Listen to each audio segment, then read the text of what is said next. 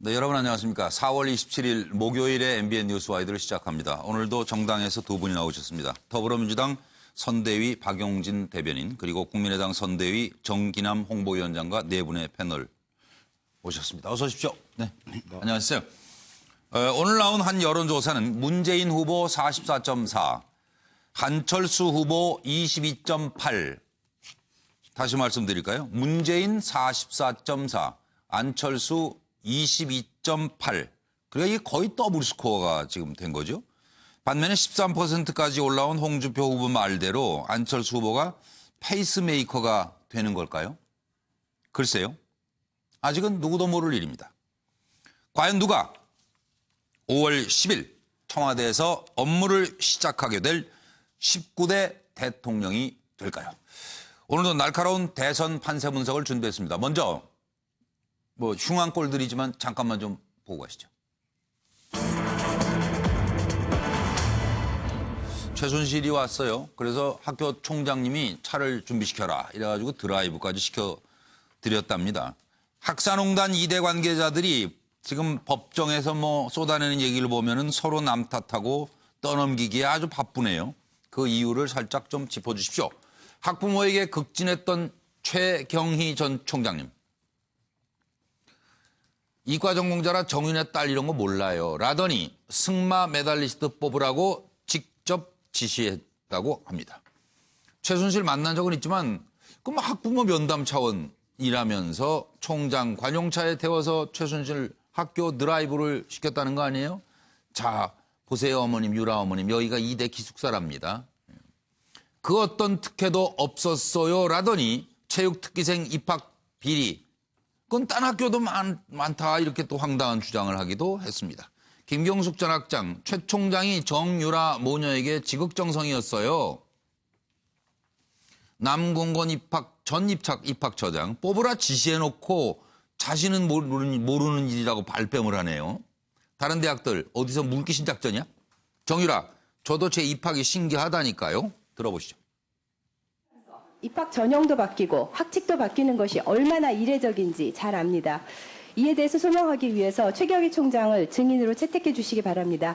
여기도 권력 실세인지는 모르겠습니다만 그렇지 않다는 것을 보여주기 위해서라도 증인으로 합의해 주시기 바랍니다. 그 이 대책에서 전부 사실과 다르다고 다 답변을 한 걸로 알고 있습니다. 굳이 증인으로 불러야 되는지를 잘 납득이 잘 안 갑니다. 이걸 좀 잘 들어보셔야 무조건 터무니없이 떼쓰지 마시고요. 이걸 왜 여당 의원님들이 이거를 수용하지 못하시는지 도저히 이해를 할 수가 없습니다. 저 개인적으로 모욕감. 최순실, 정유라 부정 입학의 중심은 바로 김경숙 씨다. 저는 이렇게 확신합니다. 아닙니다. 의원님. 그거는 절대 그렇지 않습니다. 대학원생의 날 행사가 끝나고 나면서 맞습니다. 제가 그 거짓증은 계속 들을 이유가 없어요. 제가. 아닙니다. 그건 진짜입니다. 승마 관련된 선수를 한번 고려해보라 라는 얘기를 들었다라고 제가 이해를 했는데 맞습니까? 고려하라는 말씀은 아니었고 아니고, 그냥 이렇게 우리 학교에 이렇게 지원했는지 잘 모르겠다고 이렇게 넌지시. 위원장으로서 계속 이런 정언이 이루어지면 특단의 조치를 취할 수 있다는 것을 엄중히 경고합니다.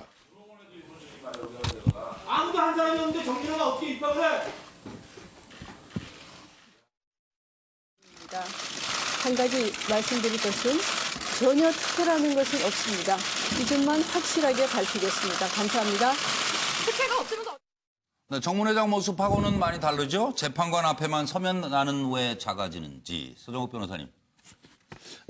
저는 이게 아마 2대 관계자들 사이에 바로 이게 재수의 딜레마 이론 이게 시작됐다 이렇게 보는데요. 그렇죠. 저렇게 청문회처럼 말 맞춰서 부인을 하면 전부 공생 같이 살 수도 있는데 서로 책임을 전가하다 보면 예를 들어 이번에는 총장 비리가 나왔지만 그럼 이게 또 총장이 가만히 있겠어요?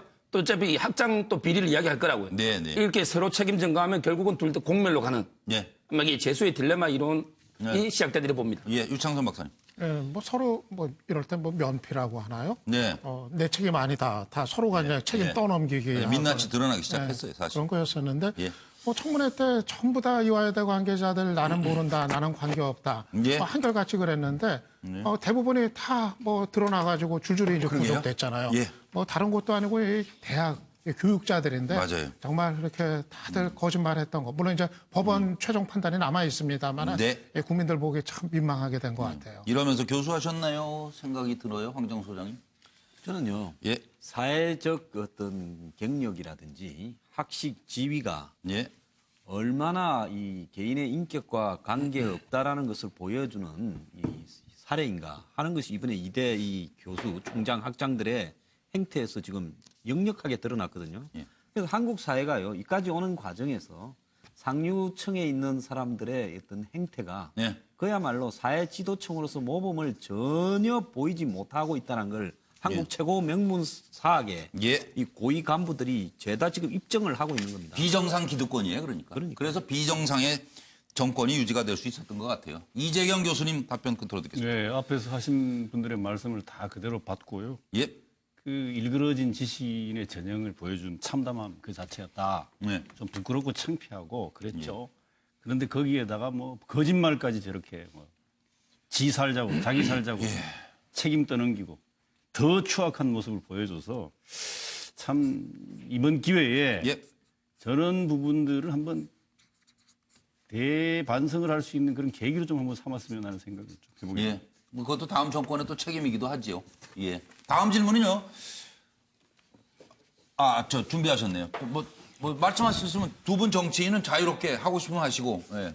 그 한 말씀만 선거 드리면요. 이야기에서 본격적으로 하고. 예. 네네. 또 다시 악몽을 좀 꿔야 되는 상황이 아닌가 싶은데요. 예. 전형적인 폭탄 돌리기. 예. 그리고 또 여전히 도덕 불감증에 빠져 있다. 네. 국민들 가슴에 피멍을 들게 했던 사람들이 전혀 반성하지 않는 모습을 보고 있는 모습입니다. 그러니까 그 버릇 어디 갈까 싶어요, 지금. 최경희 전 총장이 그리고 이과 전공이라 정윤회를 모른다고 얘기했습니다. 자기는 이과 전공이라 정윤회를 모른다고. 그래놓고선 총장 관용차를 불러가지고 최순실을 학교 드라이브를 시켜줬다는 거 아니에요? 이건 왜 그랬을까요? 정윤회 딸 누가 입학을 했다는데 제가 그 당시는 정윤회가 누군지 전혀 몰랐습니다. 정윤회가 최태민 사위라는 말도 하던가요? 그래서 제가 너무 아무것도 모르니까 그런 것을 설명을 하셨다고 하는데 전공이 이공대여서 그런지 그렇게까지는 잘 몰랐습니다. 그때 처음 들었습니다. 정유라를 뽑으라는 지시를 했냐고 좀 전에 물었는데 다시 한번 묻습니다. 정유라를 뽑으라는 지시를 했습니까? 전혀 그런 일 없습니다. 최경희 증인은 2015년 가을에 최순실 증인을 만났다고 했죠. 그때 아마 학교를 방문한 일이 있었던 것 같습니다. 그래서 온 김에 저를 잠시 만난 걸로. 네, 이건 지금 누가 준비가 되셨나요? 예, 유창수 박사부터. 대학 총장이 학부모가 와서 만나겠다고 한다고 해서 다 만나주지는 뭐 않을 것 같아요. 예. 그런데 최경희 총장이 그때는 그렇게 얘기를 해놓고 나중에 뭐 최순실 씨 드라이브 뭐 같이 뭐 시켜줬다 뭐 이런 얘기도 지금 나오고 또 나중에 정유라 입학한 다음에 학교 관계자한테 물어봤다고 그래요. 그 학생이 요즘 잘 다니고 있느냐. 또 각별한 관심을 표했다는 얘기여서 뭐 그냥 학부모가 와서 만난 건 좀 아닌 게 나타나는 거죠. 황정호 소장님, 뭐 저기 기숙사 보여줬다는 거 아니에요? 기숙사? 예, 그러니까 이 장면을요. 영화의 한 장면이라고 생각하고 한번 보십시오. 자기 이 관용차에 뭐 에쿠스급쯤 되겠죠. 최순실을 딱 옆에 문을 열어서 태워거든 학교를 한 바퀴 돌면서 설명하고 그 다음에는 공간에 자기 공간에 가가지고 공간에 그 얼마나 전통이 있고 이 앤틱이 많겠습니까? 거기 앉아서 둘이 이제 이렇게 이 나이프를 썰었겠죠. 카틀링을 해가지고요.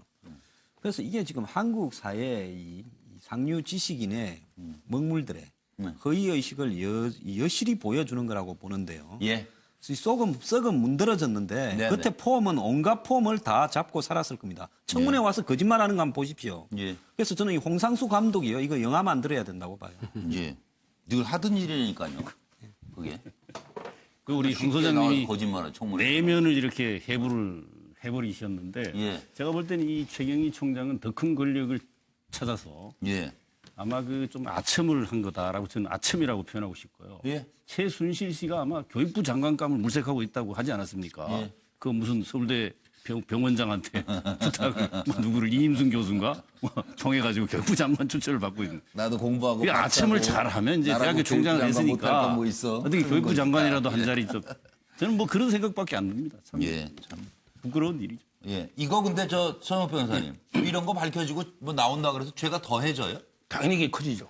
그래서 이게 제가 적어봤는데요. 저는 이 의미는 바로 그 최경희 총장의 이화여대 입시 비리의 몸통이다.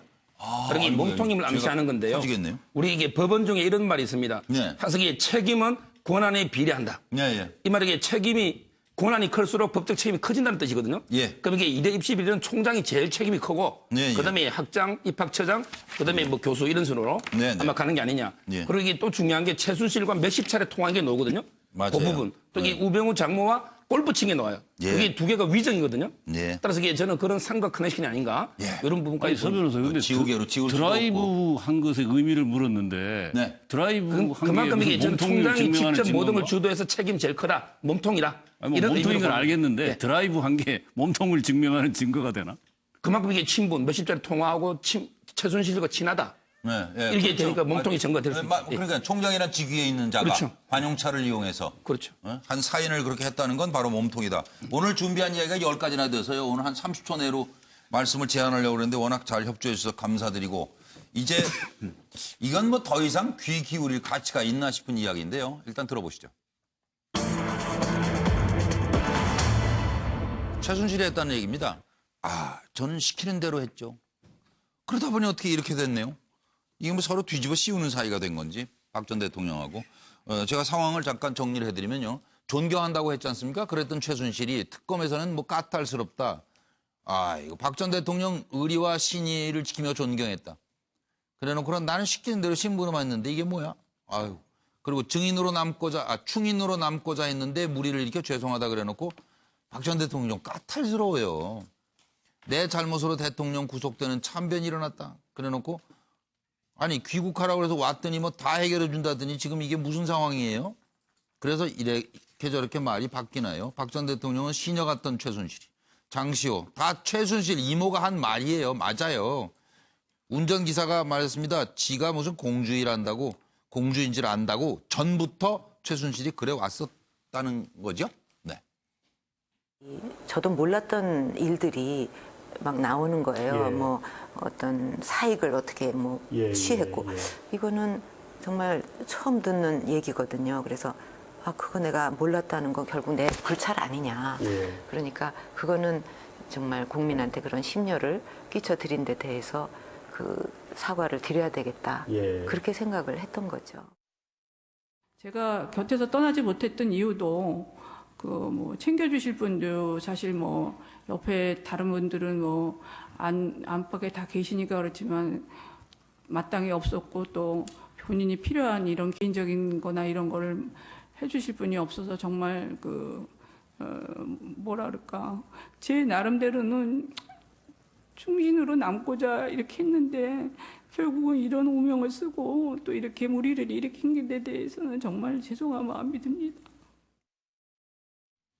지금 양쪽에서 제대로 뒤집어 씌우게 하는 거 아니에요? 홍 선생님? 지금 여러 가지 돌아가는 정황을 보면요. 아마 대선만 끝나면 박근혜 전 대통령이 지금 구치소 생활에 적응을 못해서 이 식사도 잘 못하고 몸 상태가 매우 나쁘다. 이러면서 이제 병원에 가야 된다라는 이야기가 나올 겁니다. 자, 그러면서 이제 곧바로 사면 이야기들이 슬슬 나올 건데요. 최순실이 나도 사면되고 싶다. 지금 그 이야기입니다. 나 혼자 빼고 예를 들어서 전 대통령만 봐준다면 나도 끝까지 한번 물고 늘어져서 뭔가를 더 이야기할 수도 있다. 이 이야기를 이제 할 거라고 봅니다. 원래 그 수준밖에 안 되는 사람들이. 이건 정말 이재용 교수님. 저는 이건 황 소장님 말씀하고 좀 달라요. 사면 택도 없는 소리입니다. 무슨 사면이에요? 어림도 없는 소리고 제가 딱 볼 때는 이거는 박과채가 슬슬 이제 갈등이 아마 폭발하려는 조짐을 보여준다. 지금 사실 저 말은 누가 누구에게 누가 할 소리를 이런 말을 지금 아마 그러니까요. 이거 참 듣기 민망해. 감옥에 계신 박근혜 전 대통령이 할 얘기를 지금 최순실 씨가 했다. 이렇게 저건 아마 권력 서열 1위이신 최순실 씨의 헛소리다 이렇게 볼 수밖에 없을 것 같아요. 갈등 폭발의 조짐을 아마 보여주는 말들이 오고 갈등 폭발하면 유창선 박사님 무슨 각자, 얘기까지 나올지 정말 각자 도생. 두려워요. 제가 키 이제 뭐 살 길 찾는 네, 거예요. 네. 뭐 감옥에 갇히고 나니까 이제 뭐 의리고 뭐고 없다 뭐 이런 그렇죠. 게 예. 되는 건데. 서열이고 뭐고 없는 근데 그럴 수밖에 없을 것 같아요. 지금 상황이. 이제 재판 받으면 이 형량 이제 또 그게 문제가 있잖아요. 네네. 서로가 내 잘못 아니고 상대한테 넘겨야 조금이라도 형량이 감형이 줄어드니까. 되니까. 예. 지금 저 그래서 그런 거죠. 근데 감경이 될 것 같지도 않은데요, 서 변호사님. 그렇죠. 이게 저는 이게 범죄의 그 고전적 이론 중에 1도 2부 3백이라는 이론이 있어요. 이건 뭐 그냥 가장 좋은 거 1차적으로 도망가라. 그다음에 최순실도 도망갔잖아요. 딱 그대로 하고 있어요. 그다음에 두 번째 부인해라. 처음에 부인했죠. 그다음에 세 번째로 3백을 동원해라. 저는 이게 이 최순실의 말은 대통령한테 책임을 떠넘기면서 대통령은 당시에 이게 지 힘이 있으니까 대통령의 권한을 백을 이용하는 이런 3백 세 번째 전략으로 보입니다. 그거 뭐 책에 나오는 얘기 아니죠? 이건 아주 이게 유명한 이론입니다. 범죄 이론. 2부 300. 그냥 교도소에서 떠도는 이론이죠. 그러니까 교도소에서. 뭐 심심하시면 얘기하세요. 예. 국민들은 박용진은 나왔나 걱정하실 것 같아요. 네, 나와 있습니다. 예, 한 말씀 드리면 이거 언제 끝나요? 아니, 하나 남았어요. 하나 남았어요. 언제 대선 얘기하는지 기다리고 있습니다. 예. 대포폰 얘기만 하면 이제 바로 대선 이야기로 넘어가도록 하겠습니다. 정말 대포폰의 나라, 그들만의 나라였던 것 같습니다.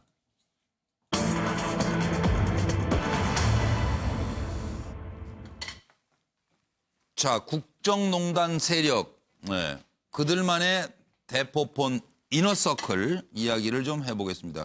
왜 그렇게 많은 차명폰이 필요했던 걸까요? 예. 잠깐 들어보시고 여러분의 답을 듣겠습니다. 굳이 차명 전화를 사용한 이유가 무엇입니까? 대통령님하고 이렇게 통화하고 이런 부분이 뭐 이렇게 딱히 뭐 도청된다 뭐 이런 거를 확신해서라기보다도 어떤 위험성이 있을 수 있기 때문에 뭐 만에 하나를 대비해서 이제 저희 이름으로 이렇게 사용된 거를 통해서 이렇게 하지는 않았습니다. 보안 차원이다 말씀이시죠? 예. 피청구인도 차명폰을 갖고 계셨나요? 그렇습니다. 차명폰 얘기를 이게 법조인이신 서정욱 변호사가 뭐 여러 피의자들 뭐 이제 변론도 하고 그러실 거 아니에요? 그렇죠. 근데 이렇게 차명폰 이렇게 많이 쓰고 이런 집단 보셨어요? 아마 이게 저도 차명폰 쓰는 건 많이 봤는데요. 저렇게 남자들이 그 바람 피울 때 저렇게 간통 그럴 때 부인 몰래 이런 경우는 좀 종종 그 재판하다 보면 있는데 이것처럼 이게 50대가 넘게 조직적으로 최순실에게 20몇 대니까 저렇게 차명폰 쓰는 게 두 가지 목적이 있다 보는데 하나는 도청 염려, 그다음에 범죄 은폐거든요. 근데 대통령을 도청할 사람이 누가 있어요? 따라서 이게 저는 도청은 아니고 뭔가 이게 범죄 은폐하는 저렇게 차명폰이 들어가는 게 전부 빗자가 들어가요. 예를 들어 공무상 비밀누설 정호성 비서관, 또 이게 이번에 비선진료 김영재 원장, 비선진료, 그렇죠. 또 이게 보안손님 비밀 출입, 전부 이게 빗자가 들어가고 차명폰 쓰는 그 자체가 또 이게 범죄입니다. 전기통신사업법에. 따라서 이게 모든 이런 게 범죄이기 때문에 이걸 은폐하기 위해서 쓴 게 아닌가 이렇게 보입니다. 이재경 교수로 갔다가 오겠습니다. 좀 뭐 전적으로 동의하고요. 서정 변호사님 말씀 중에 간만에 동의할 만한 얘기를 그대로 해주셨고요. 이건 정말로 그 청와대는 두 분 별로 안 친해요. 비화기를 쓰잖아요. 비화기. 비화기 폰을 확인하고는 쓰거든. 근데도 불구하고 이 차명폰을 이렇게 많이 썼다는 것은 그야말로 아마 스스로 자기들이 범죄하고 저지르고 있다는 걸 안다는 거예요. 인지하고 쓴다는 거예요. 그러니까. 아니, 그렇게 범죄를 모의를 하지 않으면 저런 걸 쓸 이유가 없잖아요. 맞아요. 특히 재밌는 것은 윤전추 통화 내용 중에 윤전추가 통화한 사람이 6사람이에요. 딱 6명이에요. 자기를 빼고. 대통령하고 최순실 이제만 안 본 건 최순실, 문고리 3인방, 거기다 자기랑 그 옆에 붙어있는 관제 이영선. 그렇습니다. 이렇게 6명만 했다는 거 아닙니까? 이건 사실 조직적으로 범죄를 도모했다는 거를 자백하는 증거라고 이렇게. 이 6명만 딱 불러다 놓고, 시간도 많이 안 걸려요. 이 6명만 딱 불러다 놓고, 세월호 7시간을 얘기하라 그러면 정확할 거예요. 바로 나올 거예요. 다른 사람 필요 없어요. 진실을 확인만 할 수가 있다. 근데 차명폰을 써가지고 꼬리가 안 잡히려면요. 차명폰이 전념력이 굉장히 강하죠. 남하고 한 번만 써도 전념되고 자기들끼리 쓰는 사람 중에 한 명만 배신해도 다 잡히는 게 차명폰입니다. 그렇기 때문에 굉장히 잘하시네요. 차명폰을 쓰려면 머리가 굉장히 좋고 그럴 것 같아요. 수준이 이거 좀 골치 있어야 아파서. 돼요. 네. 007 영화에 나오는 제임스 본드만큼요. 그 수준이 안 되는 사람들이 이렇게 차명폰을 쓰다 보니까 죄다 걸려들었는데요. 근데 이때 이너서클이 차명폰이 이너서클의 자격증이죠. 차명폰을 가졌느냐 하는 것이 이너서클이냐. 그런데 그 이너서클이 국가를 위한 뭐 국가 대사를 논의하기 위해서 한 게 아니라 결국 도둑질용이었죠. 그 한마디 말하면요. 저는 그 2014년인가요? 4월 달에 청와대에서 이 이른바 3대 대포와 근절을 위한 회의를 합니다. 이게 범죄공화국인 거죠. 이 조폭공화국인 것처럼. 그리고 또 하나는 이게 좀 앞으로를 위해서라도요. 그 박근혜 정부 때 이 대포폰으로 비상 연락망 체계가 있었던 것 같은데 이건 언제라도 국민 앞에 공개해야 된다고 생각합니다. 그래야 근절될 수 있다.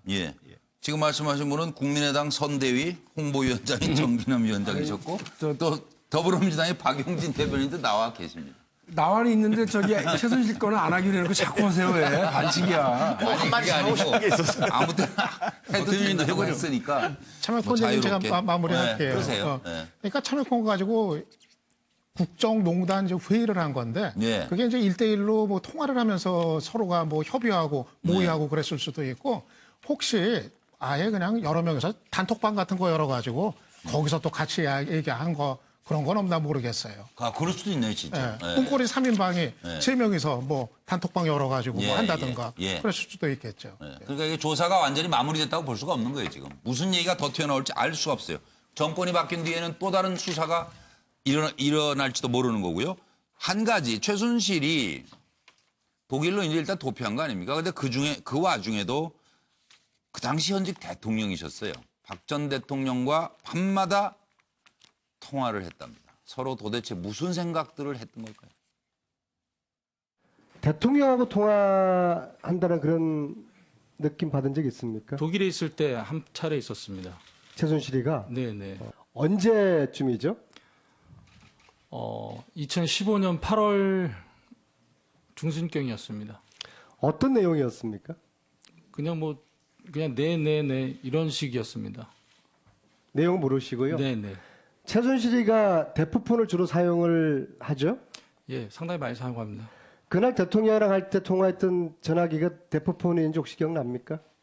그건 대포폰은 확실합니다. 네. 예. 그럼 대통령도 대포폰으로 사용해서 가능성이 많지 않을까요? 그건 잘 모르겠습니다. 청와대 행정관 차명폰 개통 사건입니다. 이 사건은 이영선이 수십 대의 차명폰을 개통하여 대통령 최순실 등에게 양도하고 대통령 탄핵 재판에 증인으로 출석해 허위 증언을 하고 국조특위에 정당한 이유 없이 출석하지 아니한 사건으로 이 사건의 수사를 통해 대통령과 최순실이 서로 연락을 주고받은 차명폰 번호 소위 핫라인이 확인되었습니다. 최 씨는 대통령 행세를 했습니다. 오피스텔 전화번호로 대통령을 상징하는 1001,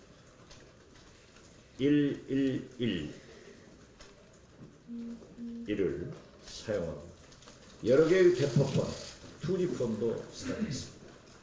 심지어 최 씨에게는 박 대통령과 하트라인도 있었을 것이다라는 보도도 나왔습니다. 이게 서 변호사님, 이게 밤마다 이게 통화하면서 좀 무섭지 않았을까요, 이게?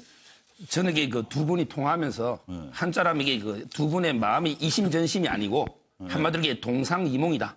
두 분의 생각이 전혀 달랐다고 보는데요. 그럼 이게 박 대통령 어떻게 생각했냐? 나는 아무 책임이 없고 당신이 한 거니까 빨리 이게 돌아와서 조사받고 당신이 잘못한 만큼 책임져라. 아마 이게 대통령이 이런 식으로 말했을 거고요. 그다음에 최순실 씨는 저는 이게 대통령이 재단을 만들었는데 시키는 대로 지시에 따라서 했는 것 뿐인데 너무 이게 억울합니다. 이런 식으로. 저는 이게 두 분의 생각이 동상이몽이었다. 이렇게 보입니다. 추측은. 유창근 박사님. 그래서 전화를 계속 했던 것 같아요. 그 의견 통일됐으면 뭘 자꾸 전화를 해요. 그 시기면은 뭐 두 사람이 말 맞추기 뭐 이런 거 여러 가지로 뭐 했다고 봐야겠죠. 그렇게 자주 이제 통화를 한 게. 그런데 최순실 씨가 한국에 이제 오면서 비행기를 탔을 때는 네. 검찰이 압수수색을 할 거를 청와대 압수수색 시도하는 거를 이제 모르고 이제 했다는 얘기거든요. 예. 비행기 타고 예, 나서야 예, 예. 이제 검찰이 그렇게 이제 움직였어요. 그러니까 아마 검찰이 그렇게 움직일 거 알았더라면은 비행기 안 탔을 수도 있겠는데 그러니까 나중에 최순실 씨가 좀 원망이 이제 생기게도 이제 된 거죠. 예. 이럴 줄 몰랐는데 나한테 얘기도 안 해주고 이렇게 이제 상황이 돼버렸다. 예. 그렇게 된 거죠. 이정희 교수님, 나라 걱정은 언제 하긴 했을까 싶어요? 아니 뭐 본인들 그 앞에 닥친 게 너무 걱정거리가 산더미니까 걱정할 시간이 없었을 거고요. 네. 제가 볼 때는 아마 둘 사이에는 일단은 정서적으로 억울함을 상당히 공감했을 거다. 미루어 짐작한 데는 우리가 왜 사실 뭐 무슨 죄가 있냐 뭐 이런 걸 아마 주로 대화하는데 뭐 특유의 그 관계 40년 관계를 보면 그걸 우선 공감을 하는데 시간을 일단 많이 썼을 거고 또 그다음 부분은 뭐 결과적인 얘기가 될 수도 있고 했겠지만은 결국은 아마 은폐하는 그 작전 모의를 좀 하지 않았을까 이런 생각이 듭니다. 그 대표적인 예가요. 최순실 씨가 독일에 가 있는 동안에 언론의 인터뷰를 세계일보 인터뷰가 한국으로 이제 타전되어 들어오지 않습니까? 예. 그 내용하고 박근혜 전 대통령이 10월 25일인가요? 처음으로 아마 대국민 그 뭐 사과 1차 발표하는데 공통적인 표현이 나오지 않습니까? 그 표현에 도움을 좀 줬다. 이 얘기는 최순실 씨 인터뷰하고 박근혜 전 대통령의 1차 담화에 공이 나오는 표현입니다. 이런 것들은 통화를 통해 서로 조율한 결과를 상징적으로 보여주는 거다. 이렇게 좀 봐서 은폐 모의를 했다. 이렇게 좀 볼 수 있습니다. 황장수 소장님. 초반에는 박 대통령은 죄만 믿는다 이런 생각이 있을 겁니다. 그래서 언론을 제압하는 각종 계획 또 이 대통령의 대수비 발언, 꼬리 자르기, 개헌 제안 이런 것들이 다 합의가 됐을 거예요. 그런데 이제 10월 24일 그 개헌 발언을 국회 가서 하고 왔는데 그날 저녁에 태블릿 PC가 공개되고 10월 25일 대통령이 사과하고 난 다음에 10월 25일 날 밤부터 26일 사이에 통화가 안 된 거예요. 박 대통령이 화가 났죠.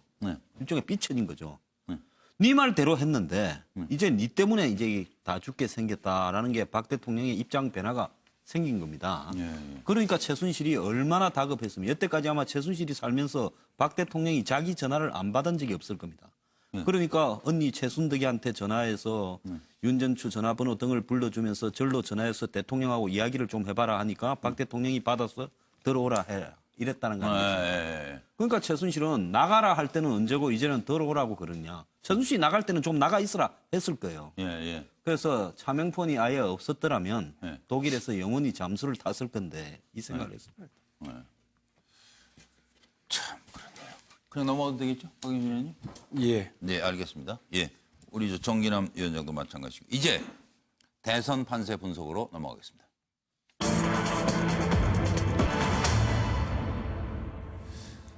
TK와 샤이 보수를 놓고 지금 홍준표 후보 측, 안철수 후보 측 뭐 전면전 양상을 보이고 있거든요.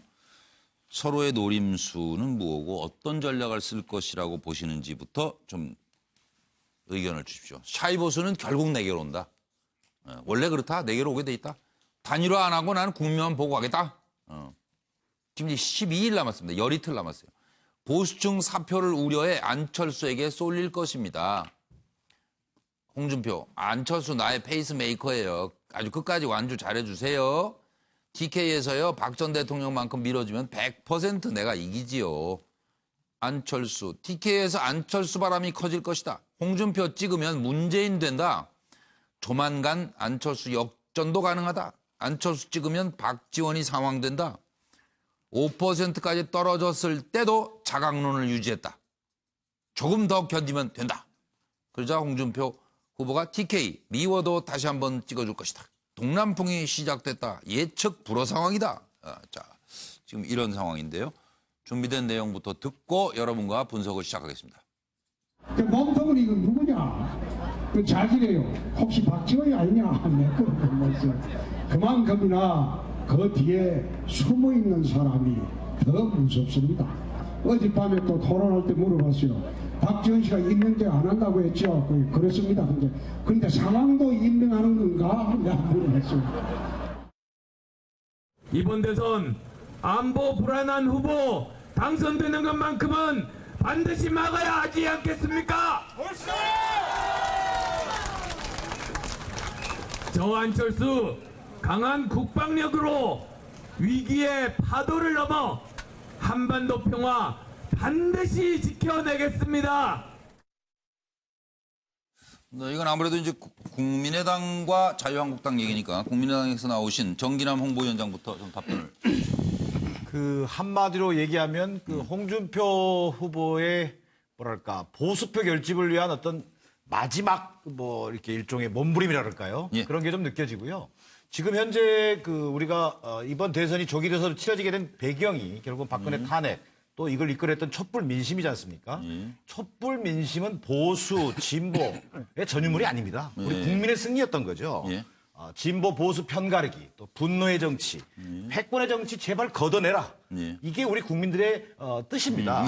이런 뜻을 담아낼 수 있는 진정한 협치, 통합의 리더가 누구인가. 이런 후보에게, 안철수 후보에게 마지막 막판, 품격 있는 보수, 개혁적 보수들이 몰릴 것이다. 저는 이렇게 보고 있습니다.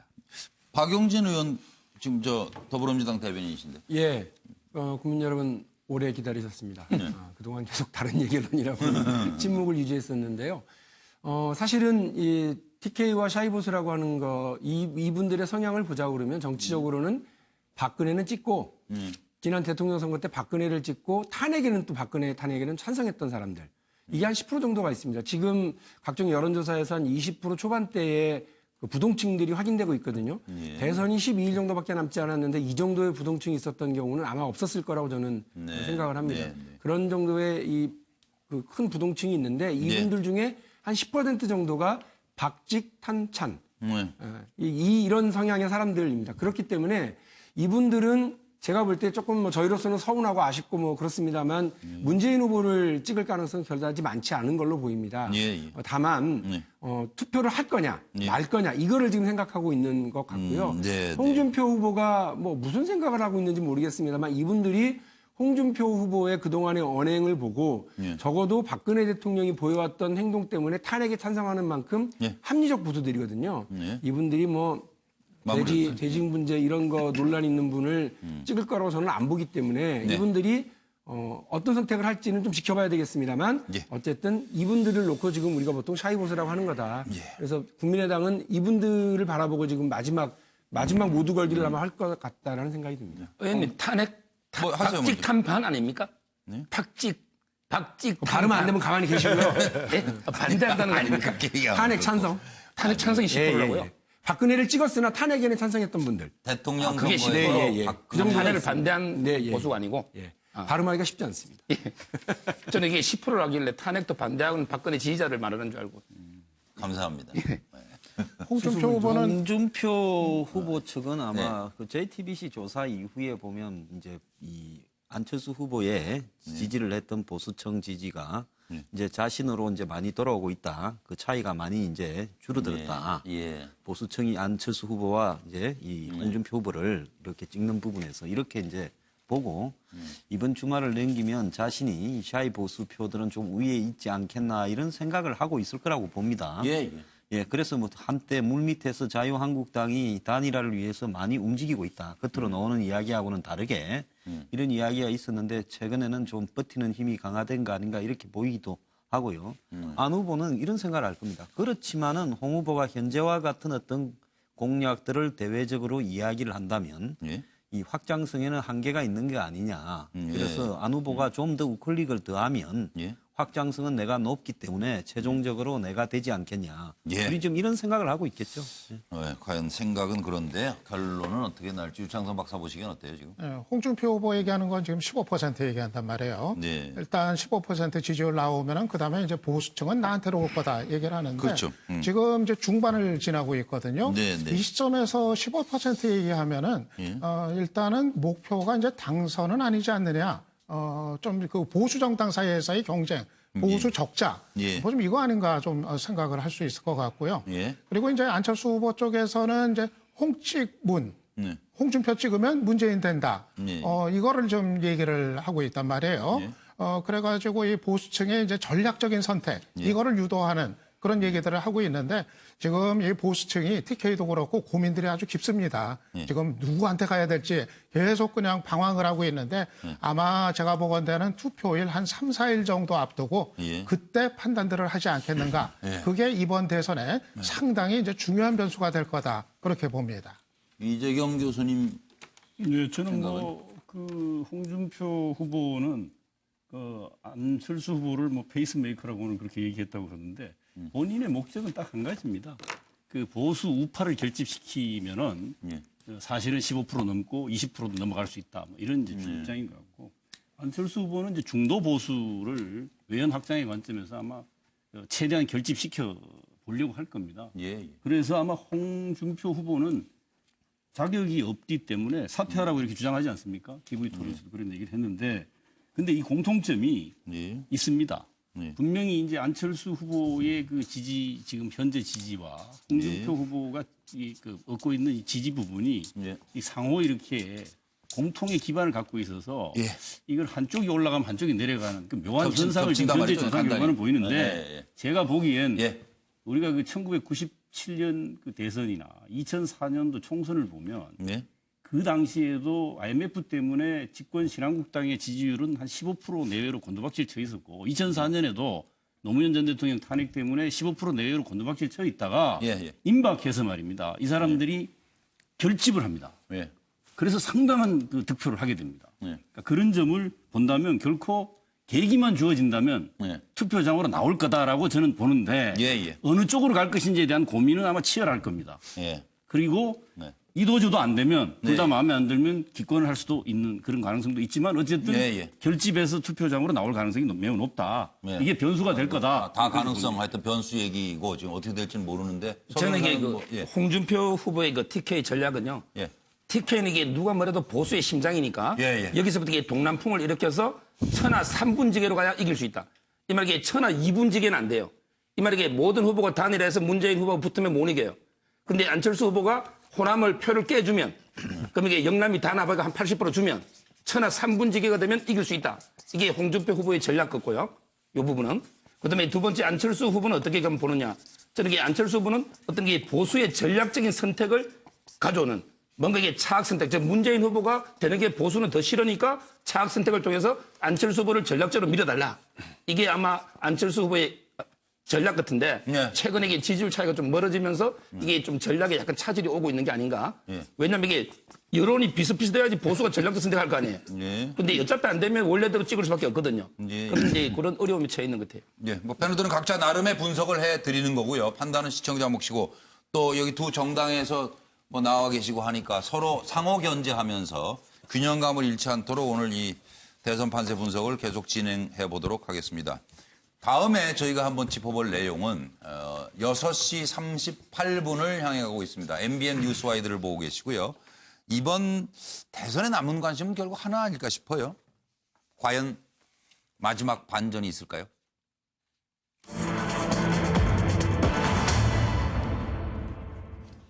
마지막 반전. 1강 1중 뭐 재편된 거 아니냐 이런 얘기도 있고 아니다 아직 양강 구도다 하는 얘기도 있고 과연 어떤 전략들을 쓰고 어떤 전략이 필요하다고 보시는지 문재인, 안철수 후보 각각에 대한 질문을 드리겠습니다. 먼저 문재인 후보가 차기 총리 염두에 둔 사람이 있다는 얘기를 오늘 했죠. 노림수가 무엇인지 그리고 안철수 후보의 지지율 하락 원인과 어떤 전략이 지금 필요하다고 보시는지 이건 따로따로 답변을 좀 듣도록 하겠습니다. 문재인 굳히기냐 안철수의 뒤집기냐. 총리 염두에 둔 사람이 있다. 그리고 국민의당과 통합도 열어놨다. 1위 굳히기 전략은 준비되고 든든한 후보, 정권 교체, 국정 안정의 적임자다. 서민 정책들로 안정적 우세를 가속한다. 말과 율동, SNS를 좀 조심하라. 경계력이 내렸다는 거죠. 그리고 통합 가속, 정책 중심의 유세를 펼쳐나갈 것이다. 반면 안철수 후보는 계파 패권주의, 나라를 분열시킨다. 문재인 최악의 불통 대통령이 될 것이다. 지지율 역전 전략은 낡은 보수 진보 말고 새 정치를 지향한다. 그리고 기존의 양당 벗어난 새 인물로 차별화한다. 김한길, 최명길 의원이 합류했죠. 그리고 유세 화력을 한층 보강했다. 4.13 총선에서의 제3당 성공 재연을 모색한다. 우클릭을 접고 미래의 승부수를 던진다. 들어보시죠. 예, 제가 염두에 이미 두고 있는 분이 계십니다. 사실 우리 정치 문화가 조금 더 성숙돼 있다면 저는 적정한 시기에는 그분을 공개해서 좀 국민들에게도 예측 가능성을 높여주기도 하고 또 국민들의 판단을 이렇게 구해보기도 하고 또 그분도 검증을 또 통과해야 되기 때문에 검증에 대한 대비를 하기도 하고 정권 교체를 하게 되면 안정적인 의석 확보가 필요한데 저는 그 1차적인 대상은 기존의 우리 야권 정당들이라고 생각합니다. 국민의당, 정의당, 우리가 정책 연대를 통해서 힘을 함께할 수도 있고 또 국민의당의 경우는 원래 뿌리가 같았던 만큼 저는 당연히 통합도 저는 열어놓고 이게 생각을 하고 있습니다. 네, 이제 차례로 한 분 한 분 얘기를 좀 시작을 해보실까요? 이재경 교수부터 하실까요? 예. 네. 저는 그리고, 많은 분들이 지금 후보들이 통합을 얘기하는데 통합을 하기 위해서 그 실현 가능한 것부터 제시를 해야 된다. 그런 측면에서 총리는 당선된 대통령이 할 수 있는 그걸 이제 예를 들면 지역 통합의 관점에서 아마 가능한 총리를 실현 가능한 통합 방안의 하나로서 그 비영남 출신의 총리 후보를 염두에 두고 있다라고 이렇게 아마 밝힌 거라고 한 측면은 그렇게 보고요. 또 한 부분은 그러니까 계속 강조하시는 이제 뭐 준비된 대통령의 면모를 또 아마 이렇게 사람이 충분히 준비돼 있다라고 하는 걸 또 보여주는 측면이 있으면서 동시에 실제로 뭐 제가 봐도 집권하고 나면 누구랑 연정을 하든 뭐 협치를 해야 되겠습니까? 1차적 대상은 역시 국민의당, 그다음에 정의당. 이게 이제 민주당의 문재인 후보가 계속 주장해왔던 부분이기 때문에 그 점을 충분히 이렇게 아마 내보임으로써 정말 그 준비된 대통령의 면모, 그 대선 이후에도 안정적으로 국정을 끌고 갈 수 있는 그런 모습을 보이는 그런 의미를 좀 갖고 있지 않습니까? 절대적으로 필요하죠. 황장 소장 말씀해 주시죠. 지금 뭐 호남을 놓고 마지막에 이제 싸움을 하고 있는데 우위에 좀 섰죠. 그런 입장에서 호남 총리를 발표할 가능성이 있다. 대선 직전에 저는 그렇게 보고 있습니다. 그다음 이것이 결국은 섀도우 캐비넷 효과가 이렇게 주어지는 자 우리는 대충 이런 류의 사람을 집권하면 할 거다. 이런 부분도 있을 수 있고요. 그다음에 마지막으로 지금 흔들리는 혹시 약점이 나온다면 그걸 보완하는 효과도 사람에 의해서 있을 수 있고 그리고 그렇게 하는 행동 자체가 이 자신이 승자로서 한마디로 대외적으로 세기를 박는 효과를 보일 수 있다. 이런 생각을 하고 있는 것 같습니다. 유창선 박사님. 제2의 대세론이라고 봐요. 그래요? 문재인 대세론이 한 번 있었잖아요. 그랬다가 이제 무너졌다가 최근에 안철수 후보하고 이제 여론조사 격차를 벌이면서 이제는 문재인 정부가 이제 들어선다. 이렇게 이제 판단하고 유권자들한테 안정적으로 정부를 운영하겠다. 굳히기로 뭐 들어가는 그런 모습을 이제 보이는 것 같은데 조금 빠른 감은 좀 들어요. 왜냐하면은 지금 아직 이제 부동층이 있고 그리고 또 마지막에 이제 보수층 이동이 어떻게 될지 이게 또 유동적인 상태란 말이에요. 이게 지금 안철수 후보가 앞으로 제대로 못해서 흡수를 못하면 당연히 뭐 문재인 후보가 이제 되는 거고. 근데 반대로 또 그 층을 적극적으로 흡수하면은 이게 또 뒤집힐 수도 있는 이 가능성이 또 여전히 있기 때문에 뭐 지금 완전히 뭐 굳혀지는 단계다 이렇게 보기에는 좀 이른 그런 이제 느낌은 듭니다. 소정. 저는 이게 그 아마 문재인 후보가 마지막에 그 총리 후보를 약간 공개를 하면 아마 이게 어떤 사람이 될까? 저는 호남 출신의 중도 내지 보수 성향 이런 데 인사를 염두에 두고 있다 이렇게 하면 그럼 이게 호남표도 먹고 보수표도 이게 좀 작고 일석이조 아마 이런 효과로 보이는데 항상 제가 강조하지만 돌 하나로 이게 새 두 마리 잡는 건 기적이고요. 대부분 둘 다 놓칩니다. 따라서 이게 오히려 역풍이 타 지역이나 또 이게 그 진보 원래 집토끼 역풍이 불 수도 있기 때문에 아주 이게 신중한 접근이 필요하다. 반하는 게 낫다는 얘기예요? 신중하게 너무 노골적으로 어느 지역에 딱 후보까지 내면 우리가 역풍이 또 불 수도 있잖아요. 그런 우리도 있다. 저도 사실은 이 부분은 서정 변호사 생각하고 비슷한데 우리나라의 그 지금 현재 정치 환경이나 상황으로 보면 상대방이 있기 때문에 만약에 후보를 발표를 하면 대선 전에 격렬한 정쟁화가 될 것이 제가 보기엔 불을 보듯 뻔해요. 이 부분은 제가 볼 때 오히려 이름 석자가 나오는 나오는 순간 바로 뭐 검증 들어가고 난리 날 겁니다. 여러 가지. 그래서 뭐 대탕평 정도만 얘기해. 지금 차원에서는 문재인 후보가 실명을 대선 전에 언급하는 것보다가 오늘 정도 수준의 원칙 언급 정도 수준으로 끌고 가지 않을까 뭐 저는 그렇게 생각합니다. 다 말씀하셨죠? 저는 좀 그 대목과 좀 비슷한 취지인데요. 지금 여론조사 결과를 보고 좀 김칫국 마시는 거 아닌가, 김칫국부터 마시는 거 아닌지. 얼마 전에도 뭐 다 이긴 것처럼 기본적으로 뭐 행복하다, 선거 끝난 듯이 보이고 있는데요. 저는 오늘 발표된 여론조사의 착시를 가져서는 안 된다. 조사기관마다 다 조사 방법에 따라 편차가 있거든요. 여전히 양강 구도는 유지되고 있다. 또 두 번째, 안철수 후보 지지층이 좀 위축돼 있는 건 사실이다. 그리고 부동층 약 15%에서 20% 달하는 부동층의 전략적 선택이 아직은 부동층에 머물러 있다. 그리고 37에서 40을 절대 못 넘어가는 박스권에 갇혀 있는 문재인 후보의 한계도 여전히 노출되고 있다. 자, 이런 것들을 꼭 지적하고 싶고요. 결국은 그 국민들의 선택은 마지막 결국 패권적 진보 또 자격 없는 가짜 보수 밀어내고 결국 우리 대한민국을 어떻게 하면 협치와 통합의 비전으로 이끌어가는 후보가 누가 될 것인가 또 이길 수 있는 후보가 누구인가 뭐 미래를 준비할 수 있는 후보가 누구인가를 보고 결국은 투표하는 행위로 이어질 것이다. 저는 이렇게 보고 있습니다. 지금 문재인 후보 얘기하는데 지금 저 국민의당 열변을 터졌어. 막 쭉 빨려 들어갔어요. 저 말씀이 맞는 것 같아. 들어볼 필요가 있잖아요. 더불어민주당 그리고 지금 전체 저 모습을 한번 다시 보여주세요. 제 오른쪽에 앉아 있는 분이 더불어민주당 선대위의 대변인 맡고 있는 박용진 의원이고요. 제 왼쪽에 앉아 계신 분이 국민의당 선대위 홍보위원장 맡고 있는 정기남 위원장이신데 지금 자칫 보시는데 박용진 의원 쪽에 앉아 있는 분은 다 이쪽 편이구나 이렇게 생각하시면 큰 오해입니다. 절대 그렇지 않은 것 같습니다. 두 분만 정당에서 나오신 분이고 네 분 패널은 남들 그렇게 생각 안 할 건데 또 왜 그런 말씀을 또. 저는 언제 이거 얘기해요? 네, 황장수 소장 말씀대로 괜한 얘기를 드린 것 같습니다. 다만 패널들은 편향돼 보이시지 않게 물론 평론하시겠습니다만은 국민 측에서 이게 어떻게 이루어진 선거입니까 정말. 정말 이번에 대통령 잘 뽑아야 됩니다. 그래서 국민의 바른 선택을 위한 분석과 평론을 다시 한번 강조드리면서 박용진 대변인께 이제 시간 드리겠습니다. 우리 정기남 위원장님께서 말씀하신 내용, 뭐 저희도 다 염두에 놓고 있습니다. 벌써 이긴 것처럼 생각하고 있지 않고요. 그래서 정말로 조심하고 또 겸손하라 이런 지침을 매일매일 내려보내고 있습니다. 그런데 지금 이 국면에서 왜 이 국면 판가리용이라고 저는 보는데요. 왜 이런 판가리를 하려고 했을까? 지난 여러 차례의 TV 토론을 통해서 뭐 후보 검증이라는 이름으로 여러 네거티브들이 존재를 했습니다. 그런데 이런 것들이 먹히지 않습니다.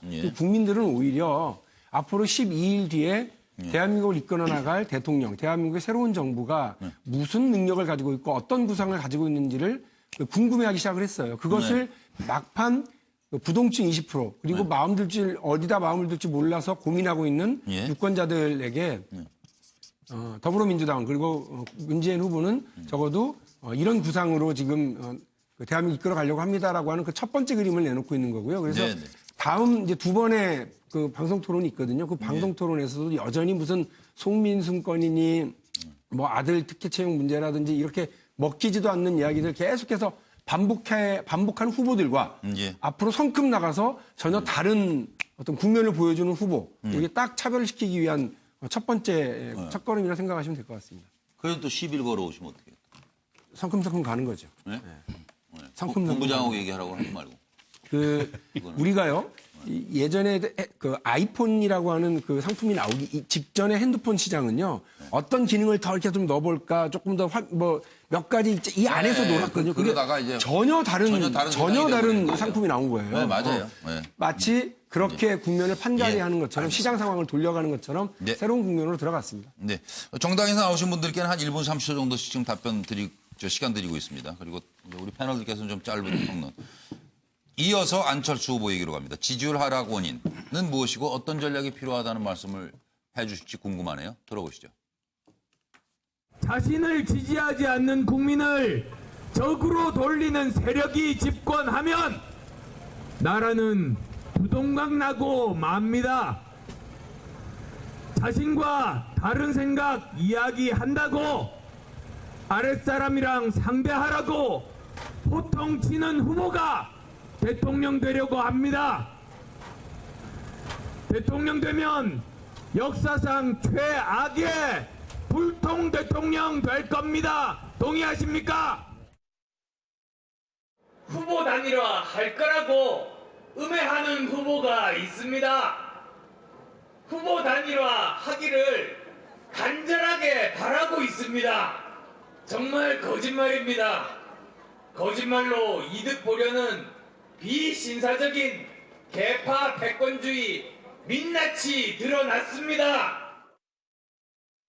네, 서정욱 변호사부터 답변 주십시오. 저는 그 안철수 후보에게 한 말씀 드리면 절대 이게 뭐 단이라든 또 이게 뭐 연대든 이런데 절대 자고 우면해서는 안 된다. 그리고 이게 여론이 좀 지지율이 낮고 이런데 이게 1위 1배에서도 안 된다. 오로지 이게 오로지 초심과 원칙으로 돌아가야 된다. 이 말이 이게 안철수 후보의 정치 초심은 뭡니까? 바로 이 청년의 눈물을 보고 정치를 시작했어요. 그럼 이게 일자리, 양질의 일자리, 물론 문재인 후보 차별되는 그리고 이게 세상을 좋은 방향으로 정치한다 했거든요. 그럼 이게 미래, 본인이 정치 입문할 때 그 초심에만 충실하면 이게 지지율은 또 오를 수도 있는 거죠. 네, 알겠습니다. 유창선 박사님. 안철수 후보가 후보 단일화 안 한다고 본인 얘기로도 100번도 넘게 뭐 얘기했다고 하니까 뭐 그거는 뭐 가능성은 이제 없다. 이렇게 뭐 결론 지면 될 것 같고요. 그런데 이제 안 후보가 안보 논쟁에 끼어든 게 좀 악수였던 것 같아요. 사실 안보 논쟁은 할수록 문재인 후보하고 홍준표 후보 지지층만 결집을 시켜주고 안철수 후보 입장에서 이제 손해만 보는 그런 이제 논쟁이었거든요. 거기서 지지율이 좀 빠진 것 같다. 네, 그래서 그러다 보니까 호남하고 중도층이 이제 오르지를 못했어요. 그래서 이제는 거기서 좀 이제 벗어난 것 같은데, 그래서 안 후보 입장에서는 이 국민들의 변화의 열망을 담아가지고 중도층 그리고 호남 민심 잡는 거 이게 좀 최우선적인 과제일 것 같습니다. 이 5분이 나와서 하다 보니까 이재경 교수님. 누가 진짜 적이고 동진지가 헷갈려가지고 지금 사실 몰려 돌아가니까. 그 안철수 후보 쪽에서 뭐 여러 가지 어드바이스를 많은 사람들이 해줄 수 있는데 그렇죠. 그러니까 분명한 현실을 냉정하게 인식을 해야 됩니다. 10% 이상 격차가 벌어졌다는 사실을 인정하고 본인이 정말 대추격의 입장에 섰다는 걸 객관적으로 인정을 해야 돼요. 뭐 지금 아직도 양강구도다 이런 식으로 설명해서는 좋은 해법이 나올 것 같지 않습니다. 객관적 사실을 있는 그대로 인정해야 되고요. 뭐 박스권 얘기를 하는데 이것보다 난 훨씬 넘어간 결과가 꽤 많이 나오기 시작했다. 이런 부분을 인정한 상태에서 가능성을 봐야 된다고 봅니다. 그러니까 예를 들면은 정말 정치적 승부수를 한번 던지는. 그러니까 현실 정치잖아요. 여기서 앉아서 뭐 탁상공론 이론이 아니지 않습니까? 내일 모레 당장 대선인데 정치적 승부수가 뭐겠습니까? 본인이 단일화 죽어도 안 된다고 한다면 결국 제가 볼 때는 협치, 통합, 정부 뭐 이런 걸 얘기했으면 그 구상을, 그 비전을 뭐 혹여 대연정이라고 표현할 수 있고 그런 구상을 전면에 한번 내걸고 국민들로부터 뭐 보수층 흔히 말하는 샤이 보수의 표심을 다시 가져온다거나 뭐 그런 걸 제시해서 검토를 한번 받는 그런 걸 해야지 뭐 여기서 지금 아직도 뭐 가능성이 있고 뭐 이런 좀 내가 보기에 너무 아니하고 라이브한 방식으로 지금 이 상황을 보고 있지 않느냐는 우려가 있어서 제가 굳이 한 말씀 드린다면 객관적 사실을 냉정하게 인정하고 대승부수를 한번 던져보라 이런 얘기. 뭐 이 자리에 보니까 제가 제일 사심이 없는 것 같아요. 누가 돼도 별 이해관계도 뭐 원래부터 없었고. 그게 사심 아니에요? 예? 그게 사심 없는 아니에요? 것도 사심이에요. 다른 분들 뭐 하는 거 슬쩍 건드리면서 본인만 사심이 없다고 이럴 때 얘기하고 한번 이런 이야기도 한번 해봐야지 언제 하겠습니까? 근데 자기만 살려고 그러는 거죠. 그러니까 그거 혼자만 고고하세요. 그렇다고? 네, 근데 뭐 그렇게 또 불만들이 또 모든 사람이 불만일 때 이유가 있네요. 저기 제가 볼 때는 사심 없는 우리 황장수 소장. 이 왼쪽의 표들을 한 40%는 문재인 후보가 이미 이 똘똘 말아가지고 굳히고 있어요. 그럼 60 남았어요. 근데 지금 보수가 아무리 개멸될 때도 20%를 이렇게 지금 굳히고 있습니다. 벌써. 이 유승민 그리고 이제 홍준표 합치면요. 그러면 이제 또 정의당의 심상정 후보가 뭐 5에서 한 7%까지 굳혀가고 있어요. 그러면 안철수 후보가 지금 남은 표가 남은 거 다 굳혀도 35, 37이란 말입니다. 그러면 객관적으로 제가 봤을 때 안 후보가 이런 선거 상황으로 11일 정도 흘러갔을 때 이길 가능성이 좀 희박해질 수 있다라는 겁니다. 그렇네요. 그렇다면 마지막으로 계산으로는. 던질 수 있는 승부는 지금 사실 큰 소리 치고 있지만은 민주당에서도 마지막에 신경이 좀 쓰이는 게 안보 대연정을 가지고 공동 정부를 구축하자는 건데 안 후보가 이 카드를 쓰기에 위험한 거는 호남표가 빠져버릴까 봐 우려하고 있는 거죠. 자, 호남표 빠지는 부분은 미지수고 이걸 갖다가 구축할 수 있다면 보수표가 안 후보가 승리할 수 있다 하고 상당히 이렇게 들어오는데 이 문제는 뭔가 하면 안보를 갖다가 하기로 앞에 내세워서 튼튼히 하기로 전제하면서 한마디로 이 총리나 장관을 나누는 이런 대연정, 공동정부를 제안해서 지금 그런데 물밑에서도 열심히 이렇게 하고 있어요? 구멍은 파고 있는 것 같아요. 겉으로 부인은 하지만은. 그래서 이게 될까봐 제일 지금 우려하고 있다 이렇게 보고 발표는 언제예요? 누가 우려요? 뭐 누가 하겠어요? 알겠어요. 가만히 계세요. 그러니까 코로나 때 혹시 뭐 단일화 하느냐고 문재인 후보가 그렇게 물은 거 아닙니까? 그 안보 대연정 제가 다시 한번 확인하면 공동정부 안보 대연정 공동정부를 내세워 단일화한다. 이걸 받아들일 수도 있겠네. 안철수 후보 쪽에서. 전혀 근거 없는 얘기죠. 그렇죠. 바로 그래 지금 나와 있으니까. 바로 아니 근데 부인하는데? 아까 순서가 네. 저기 저 문 후보 얘기할 때 먼저 하셨으니까 제가 네, 이번에는 저 박용진 저 더불어민주당 박용진 대변인 먼저 말씀 기회를 드릴게요. 예, 제가 뭐라고 적었냐면 아까 저 방송 우리 영상 나오는 거 보셨죠? 내가 뭐 할게요라는 말씀을 하지 않고 이 사람이 되면 안 되고 저 사람이 나쁜 사람이고 저래서 안 된다는 얘기만 그냥 계속 저렇게 남 탓하는 자강 있잖아요. 자강이면 자기 자랑을 많이 하고 자기 계획을 많이 내세워야 그게 자강이지. 남 탓하는 자강으로 이거 2등밖에 안 돼요. 제 안타깝네 정말. 그러니까 제가 만일에 우리 뭐가 안타까워요? 본인 1등인데. 누가요? 제가? 문재인 후보가 1등인 거죠. 그러니까 근데 만일에 제가 우리 안철수 후보의 뭐 전략을 담당하는 사람이라거나 이렇게 한다고 그러면 저렇게 안 하겠습니다. 그러니까 1등을 비판하는 것은 뭐 정당 비판이 있을 수 있는데요. 모든 얘기가 그냥 1등을 비난하는 걸로. 근데 1등이 못하는 2등의 비전, 저 사람이 못하는 나의 계획이 뭔지 이거를 잘 설명을 해야 2등이 1등 되지. 1등한테 계속 돈 던진다고 1등이 추락하나요? 제가 볼 때는 왜 저런 전략을 쓰는지 참 이해가 안 돼서 안타깝다. 제가 보니까 편집을 그렇게 해서 그런 것 같아요. 아 그래요? 그렇군요. 다른 얘기도 있는데. 좀 전에 이제 우리 이재경 편집을 그렇게 해요? 갑자기 MBN 탓을 아니요. 저희 뉴스와이드 제작진이 그렇게 의도적인 편집을 절대 하지 않고 나쁜 의도로 얘기한 게 아니라 아무래도 그런 게 이제 뉴스거리가 되니까. 그러나 뭐 시간 배분이나 그리고 내용 면에서 공정하게 하고 있다는 점을 다시 한번 확인하고요. 국민의당 정기남 홍보위원 네네네. 좀 전에 우리 이재경 교수나 또 우리 박용진 의원께서 어떻게 보면 조언 또 이런 것들을 주셨는데 좋습니다. 어떤 현실을 직시하고 어떤 뭔가 반전의 모멘텀을 만들어야 된다. 이 지적에는 뭐 동의합니다. 그러나 기본적으로 지금 여론조사의 착시를 너무 지나치게 과대 해석할 필요는 없다. 여전히 제가 앞서 좀 전에 말씀드렸습니다만 안철수 후보 지지층이 예를 들어서 10%에서 30% 중반 후반까지 이게 한 2주 만에 이루어진 거거든요. 얼마든지 남은 기간 동안에 안철수 후보가 어떤 비전과 전략을 보여주냐에 따라서 기본적으로 여론은 부동층으로 나가 있는 여론이 결국 다시 안철수 후보에게 돌아올 수 있는 여지가 있다. 그 핵심 키는 앞서 이재경 교수도 얘기하셨지만 저는 다음 주 초에 바로 안철수 후보께서는 아마 이른바 통합정부의 구상, 구체적인 로드맵을 아마 제시하게 될 겁니다.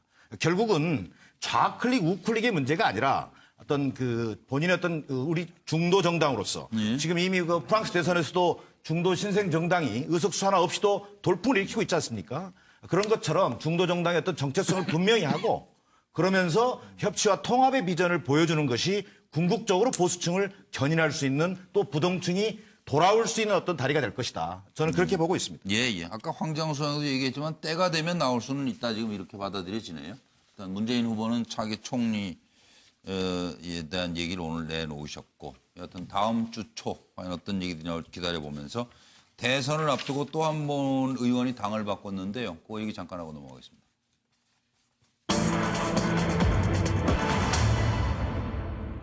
또 김종인? 영입에 공들이는 국민의당 뭐 이런 얘기가 좀 들려오고 있는데 이게 판세 영향이 어떨지 잠깐만 짚고 넘어가겠습니다. 국민의당 김종인의 구애를 보낸다, 구애한다. 그런데 세 번째 당적을 가질 수 없다 본인은 이렇게 얘기했죠. 그래서 열흘 이제 겨우 남았는데 열흘 대선에 또 김종인 이름이 등장합니다. 3월 8일에 민주당을 탈당하고 당에서 할 일이 없다면서 떠났죠.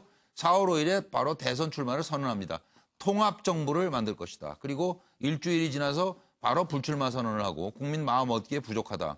굉장히 빠른 판단력으로 이때 이제 물러나셨는데 어제 또 박지원 대표하고 조찬회담 가면서 세 번째 당적은 가질 수 없다. 아마 오시라 그랬던 것 같아요. 그런데 최명길 의원이 옮겼어요. 더 좋은 정권 교체 위해 국민의당에 입당한다. 지난번에 김종인 대표하고 같이 탈당했었죠. 김종인도 내 입당이 안철수 지지로 해석된다는 것을 안다. 그리고 안철수 지금 추세 좋지 않지만 반전 계기 만들 수 있을 것이다. 더불어민주당 박영선 의원은 김종인 지지 여부 대선 판도에 영향 없다. 국민의당 박지원 대표 최명길 의원 입당 천군만마를 얻은 것이다. 국민의당 이현주 의원 김종인 결국 국민의당으로 올 것이다. 대선 판도 영향 들어보겠습니다. 제가 국민의당 입당을 해야 되겠다라고 하는 얘기를 최근에 드렸고요. 뭐 평소에 그분이 늘 하시던 그 말씀의 방식이 있듯이 그렇게 판단했으면 그렇게 하세요. 라고 하는 정도의 얘기가 있었는데 또다시 당적을 갖는 일은 하지 않으실 거라고 저는 예상을 해요. 이번 정말 더 품격 있는 정권 교체, 더 나은 정권 교체를 위해서 뭔가 역할을 하실 거라고 기대합니다. 그런데 말이죠. 그 정치는 생물이라고 하는데 뭐 어제 저기 또 오늘의 동지가 되기도 하고 말이죠. 문재인 후보와는 뭐 돌아갈 수 없는 다리를 건너신 겁니까? 뭐 돌아갈 수 없는 다리라고 보는 것이 뭐 따로 있겠어요? 네. 정치라는 게 항상 유동적으로 변하는 거기 때문에 네. 뭐 그걸 갖다 이렇게 딱 단정적으로 얘기를 하지는 않습니다. 네. 요거는 전부 한 30초 이내로만 국민의당의 정기남 위원장부터 말씀해 주십시오. 기본적으로 김종인 대표 전 의원이죠. 전 의원의 고민은 결국 패권 정치, 이른바 홍위병 정치의 파산 선고다. 아마 김종인 전 의원님의 생각은 더 좋은 정권 교체를 위해서 본인이 헌신하는 마지막 기회를 갖겠다. 뭐 이런 저는 의지로 보여집니다. 아마 조만간 입당이나 어떤 그 캠프의 참여 여부를 떠나서 본인의 소신을 바탕으로 그동안 한국 정치의 병폐로 나왔던 편가르기 정치, 분노의 정치, 이런 패권 정치에 대한 말씀들을 하시게 될 거다. 그것이 여론조사의 유불리의 문제는 아니다. 이렇게 봅니다. 박영진 김종인 전 대표에 대해서 호불호가 다들 있으실 거고요. 또 시청자분들 중에서도 평가가 다들 다르시겠습니다만 제가 가까이서 함께 모셔봤던 분으로는 참 대단한 분이십니다. 그리고 그 역량이나 경륜이 대단한 분이셔서 저는 이제 그 밑에 두 번째 줄에 써놨습니다만 김종인을 얻는 자 저는 이번에 천하를 얻을 거라고 봅니다.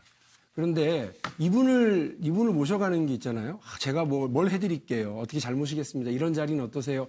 이런 지위가 아니라 그 김종인이라는 정치인이 그동안 걸어왔던 길, 이 개헌을 어떻게 할 거냐, 그리고 경제 민주화라고 하는 새로운 의미를 어떻게 열어나갈 거냐, 그런 의지가 있느냐라고 하는 것을 분명히 약속해주는 그런 것이 필요해서요. 지위가 아니라 명분이다.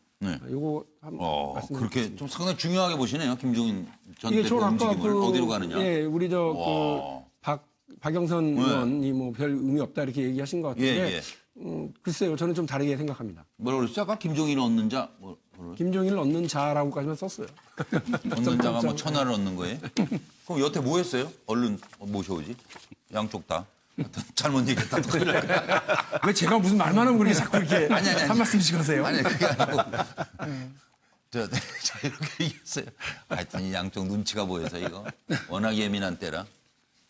저는 이게 저는 이게 김종인 이게 그분이 이게 어떤 선택을 해도 아무 영향이 거의 없다. 저는 이게 한마디로 찻잔 속의 태풍에 불과하다. 이렇게 보는데요.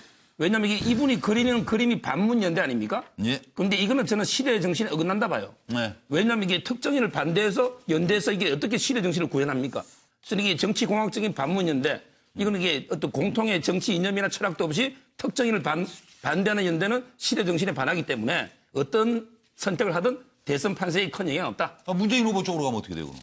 그래도 어차피 이게 문재인 후보 1위고 뭐 어디로 가나 큰 영향이 없다 이렇게 봅니다. 그래요? 예, 저는 이게 무슨 말씀이세요? 조금 더 정리하세요. 너무 그렇게. 네, 말씀하세요. 아니, 저는 사실 그 김종인 전 대표님 같은 분은 우리 정치사의 큰 어른이다. 그리고 또 항상 저도 가까이서 뵌 적이 모시고 그렇게 일을 해본 적이 있는데 큰 판단을 잘 하시는 분이세요. 제가 좀 안타까웠던 건 탈당을 하시면 아니 되셨다고 저는 지금도 그렇게 생각을 합니다. 그 점에 있어서 큰 판단이라면서요? 예, 근데 큰 판단을 잘 하시는데 이 탈당을 하신 거는 제가 볼 때 좀 안타깝다. 이렇게 보여지고요. 이미 시간적으로 보면 대선 열흘 남았습니다. 이제 뭐 몇 시간 안 지나면 열흘 남았고 사실상 투표는요. 이미 4월 25일부터 해외에서 시작됐고 5월 4일, 5일 이틀간 사전 투표를 한다는 게 전제로 하면 사실상 일주일 남은 겁니다. 이 상황에서 어떤 분들이 어떤 식으로 한다고 해서 별 영향 없다. 한해 영향을 주기는 어렵다. 시간이, 그런 차원에서 봐야 된다. 조금씩 서둘러야 돼요. 유창훈 박사님. 그러니까 김종인 전 대표가 국민의당에 들어가지는 않고 밖에서 안철수 후보를 돕겠다. 뭐 그런 뜻인 것 같아요. 그런데 아까 박용진 의원 말씀하신 것처럼 사실 뭐 김종인 전 대표에 대한 호불호가 좀 이제 갈리거든요. 그래서 이제 진보층에는 뭐 아무런 영향이 없을 것 같아요. 그런데 비문 성격을 가진 중도 보수층 이쪽에는 안철수 후보로 좀 이제 결집을 해라. 좀 이런 어떤 메시지를 계속 보내고 이제 그러면은 아마 그 층에는 또 적잖은 영향은 있을 거다 이렇게 봅니다. 황정수 장관. 제가 볼 때 저분이 지금 했던 그 원칙이 몇 가지 있지 않습니까? 본인이 탈당을 해서 대선 후보가 되려고 실제로 출마 선언까지도 했는데 그 원칙이 세 가지죠. 하나는 연정, 개헌, 하나는 임기 단축. 그래서 이 부분이 되면 뭐 도와줄 거고요. 안 되면 아마 이번에 안 움직일 거다. 저는 그렇게 봅니다. 그럼 안철수 후보가 연정 이 세 가지를 개헌하겠습니다. 저거 근데 세 가지는 세트예요. 네, 그래서 누구나 다 연정 개헌 임기 단축. 저거 쉽지가 않죠. 임기를 5년에서 4년만 하겠다. 3년? 3년이죠, 3년. 그거 쉽겠습니까? 국민의당에서 지금 그거 검토한다는 보도가 좀 있는 것 같아요. 그것까지 하면 내가 볼 때 갈 수 있을 거라 봅니다. 국민의당에서는 그래도 뭐 국민의당 알아서 안 갈 것 뭐 같은데. 얘기해 주시고 그거 하면 갈 기본적인 그 국민 통합을 어떻게 이뤄낼 것인가에 대한 고민은 분명히 있는 것이고요. 통합 정부의 어떤 비전, 로드맵을 조만간 발표하게 될 겁니다. 네, 알겠습니다. 7시 5분, 6분이 되고 있는데요. 바른정당의 바른 결정은 과연 무엇일까요? 고민이 깊어 보입니다.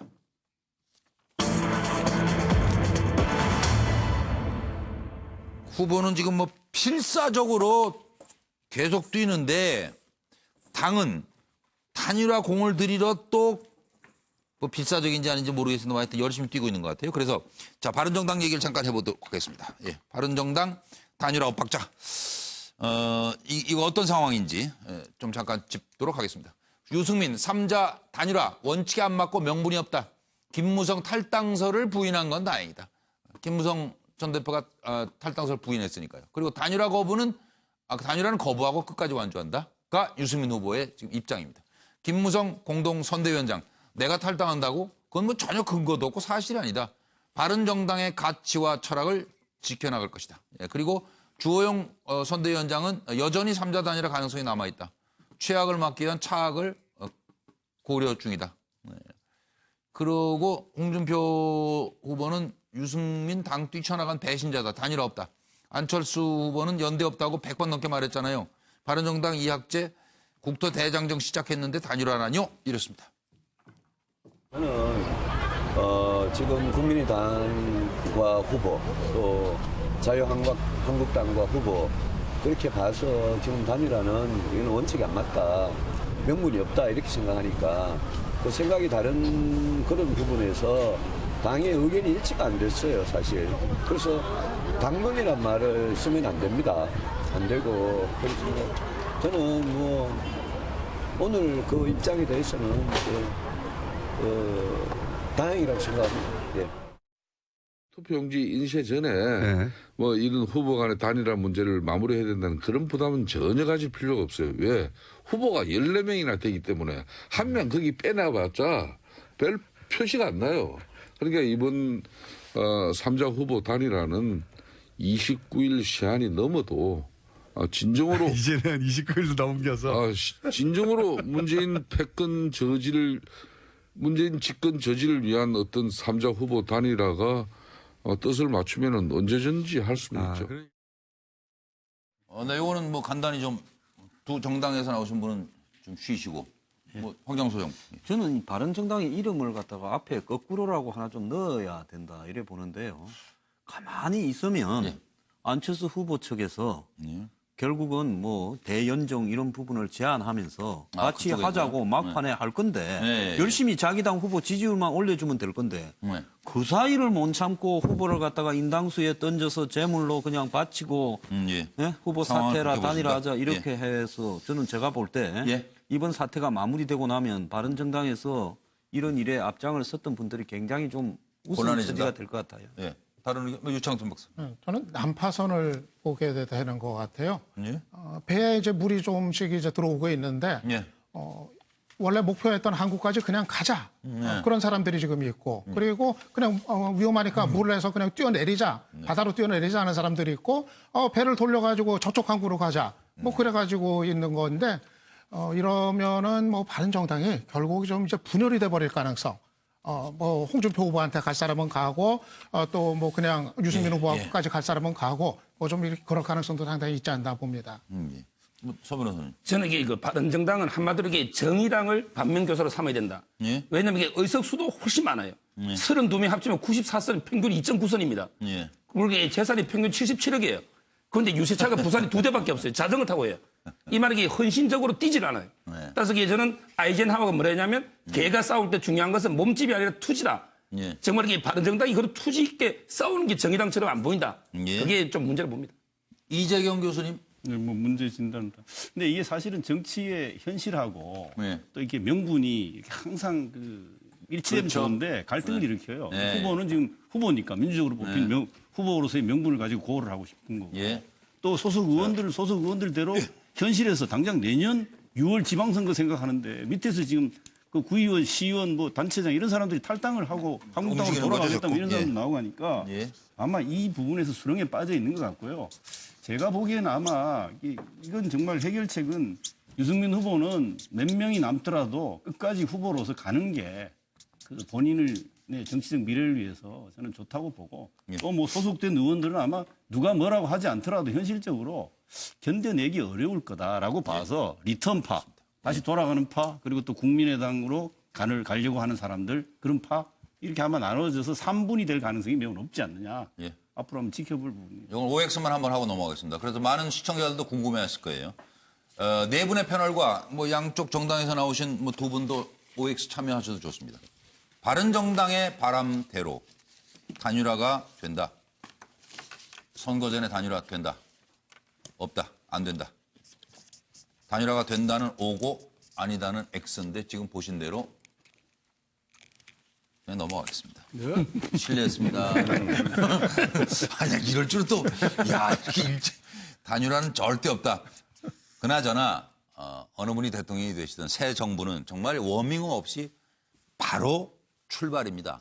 운동에서도 마찬가지지만 워밍업 없이 나가면 근육을 다치기가 쉽거든요. 어떻게 출발해야 할지를 잠깐 생각해 보겠습니다.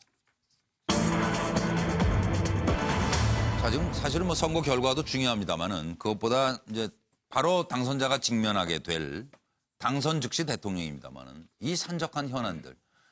자, 5월 9일 이후에 새 정부 출범하자마자 어떤 청사진이 지금 국민들에게 나와야 되지 않느냐. 대통령 후보로서 과연 무엇을 제시해야 된다고 여러분은 생각하시는지를 한번 여쭤보고 싶습니다. 청사진 없는 대선 5월 10일에 벌어질 일들을 한번 생각해 봅니다. 인수위 없이 곧바로 취임합니다. 내각 구성, 국민 대통합 인선, 그리고 사회 양극화 해소에 주력해야 할 것입니다. 북핵 문제와 남북 관계, 사드 배치로 인한 갈등, 이 한반도 외교 안보 현안이 큰 숙제입니다. 임금 격차 해소, 청년과 여성, 노인의 일자리 문제, 경제 현안 해결은 이거야말로 뭐 어제, 오늘, 내일 뭐 다 관련된 문제들이고요. 26일 새벽 사드 핵심 장비가 기습 배치됐습니다. 그리고 국방부에서는 북한 도발 확장 억제력을 강화하기 위한 것이다라고 발표했고 해리스 미국 태평양 사령관입니다. 한국 배치 사드를 곧 가동한다라고 명백히 밝혔습니다. 두 분은 유감이다. 문재인, 안철수.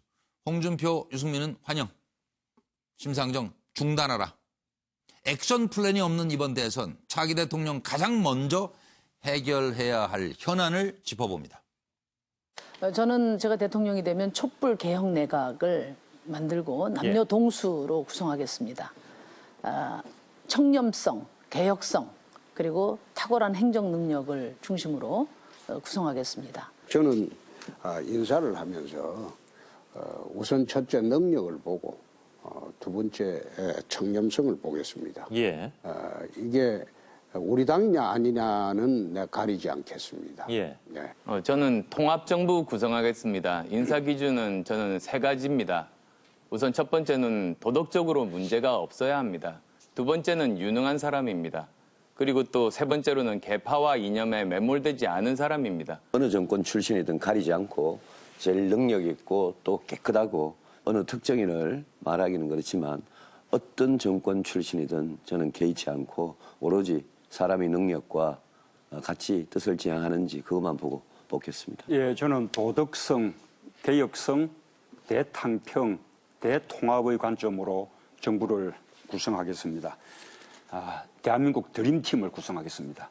국민 추천제 하고 싶습니다. 지난 대선 때도 뭐 대통령 되신 분이 뭐 국민을 행복하게 해준다 뭐 이런 얘기 한 것 같아서 들어가기도 어렵지만 잘하고 나오셔야죠. 누가 들어가시든. 자, 지금 무엇을 국민들에게 대통령 후보들은 제시해야 됩니까? 뭐 준비된 대로. 제가 볼 때는 이재인 교수님 드리. 이게 지금 인수위가 없지 않습니까? 예. 바로 당선되는 즉시 대통령입니다. 예. 근데 지난번 국회에서 인수위법이 통과가 안 돼가지고 이 총리 후보자가 그 장관을 추천할 수 없습니다. 이거 굉장히 닥친 현실인데 사람이 하는 일인데 사람이 지금 없지 않습니까? 새 대통령이. 청와대 비서실은 자기가 구성할 수 있을 테지만 무엇보다 제일 중요한 건 국민들 앞에 탕평 총리와 통합 총리를 가시화시켜서 국민들 앞에 먼저 아마 제시해야 되고요. 이름 석잘 대라고요? 인물을? 아니, 그러니까 구체적으로? 당선되면 바로 해야죠. 즉시. 당선되면 당연히 하겠죠. 그러니까 바로. 네. 즉시. 바로. 그러니까 첫 번째 할 일이 그거라는 거죠. 그 다음에 거의 동시에 트럼프와 시진핑 등 이렇게 핵심 정상들하고 전화 접촉을 먼저 해야 됩니다. 그럼요. 그리고 바로 그거를 아마 전화 회동으로 저는 표현하고 싶은데 전화 회동을 우선 해서 이 한반도 안보 위기 문제에 대해서 상호 기본적인 포괄적이고 일반적인 뭐 이렇게 덕담 수준이긴 하겠지만 그것부터 한 다음 추후에 정상회담을 할 수 있는 그런 기반을 닦는 것이 급한 두 가지 과제가 될 거다. 황경수 선생님. 저는 건국 이후 한 70년 동안에요. 안보 경제 위기가 이렇게 동시에 이렇게 와 있는 경우는 처음이라 봅니다. 그래서 당선되면 최소한의 필요한 행동 외에요. 한 달 동안 입을 좀 닫고요. 이 자신이 공약했던 공약을 전면 재검토와 대부분 폐기해버리는 게 좋다고 봅니다. 왜? 어차피 대부분 안 지킬 거기 때문에요. 그 다음에 대부분 지켰어요. 공약 이행률이 다 20, 30%도 안 되잖아요. 근데 북핵 위기, 사드 문제 등과 또 이걸 갖다 잘못 풀게 되면 미국과의 지금 엄청난 통상 마찰과 압력이 기다리고 있습니다. 반등핑 FTA부터요.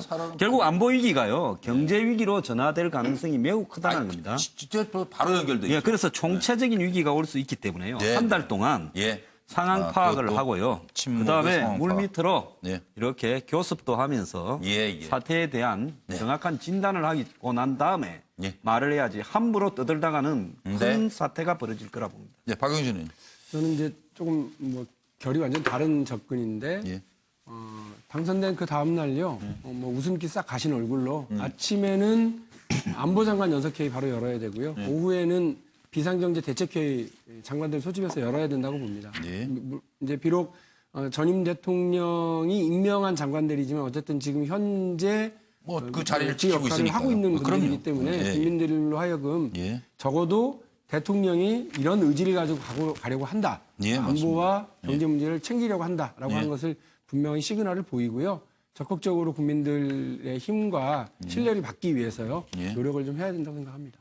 정기남 위원장님. 그 역대 대통령들을 보면요. 국정과제, 100대 과제, 10대 과제 이런데 저는 욕심을 버려라. 가장 최고의 우선순위를 둬야 되는 게 뭐냐. 결국은 누가 후보가 돼도 결국은 소수파 정권이거든요. 협치, 통합을 중심으로 협치, 통합을 국정 운영의 최우선 순위를 두고 국정 운영에 나서야 된다. 마지막으로 전문가들은 2017년 불만의 겨울이 될 거라고 예측하고 있습니다. 서민 경제 회복, 또 안보 문제 해결을 위한 거기에 여야가 따로 없이 초당적으로 이끌어가는 국정 운영의 모습을 보여야 될 것이다. 이렇게 생각합니다. 네, 유창선 박사님. 누가 집권하든 뭐 정말 숨가쁘게 돌아갈 테니까 집권 한 달 계획 좀 이거부터 나와야 될 것 같아요. 우선 집권하자마자 취임하자마자 가장 긴급하게 챙겨야 될 일들이 이제 무엇인지, 뭐 한반도 지금 위기라든가 이 사드 문제 어떻게 또 해결할 것인가, 그리고 이제 경제 문제 어떻게 챙길 건가, 이런 거부터 먼저 좀 긴급하게 내놓고 그 다음에 좀 이제 시간적 여유 갖고 집권 5개년 계획도 이제 내놓고 아마 그런 순서로 가야 될 것 같아요. 예, 서정욱 변호사님. 저는 이게 아까 바른정당 아이젠하워의 명언을 적었는데요. 이번에 이게 링컨 대통령 통합에 링컨 대통령이 두 번째 대통령 될 때 취임 연설문에 한 구절을 적었는데요. 바로 이게 누구에게도 적의를 품지 말고 모두에게 관용을. 이 말은 이게 결국 대통합, 대탕평으로 가야 되고 특히 이게 안보는 여야가 따로 없으니까 더 이게 대탕평 가야 되리라 봅니다. 알겠습니다. 대통령 하셨던 분인데 참 대단한 인생을 사신 것 같아요. 자서전 나오니까 타서전까지 나오네요.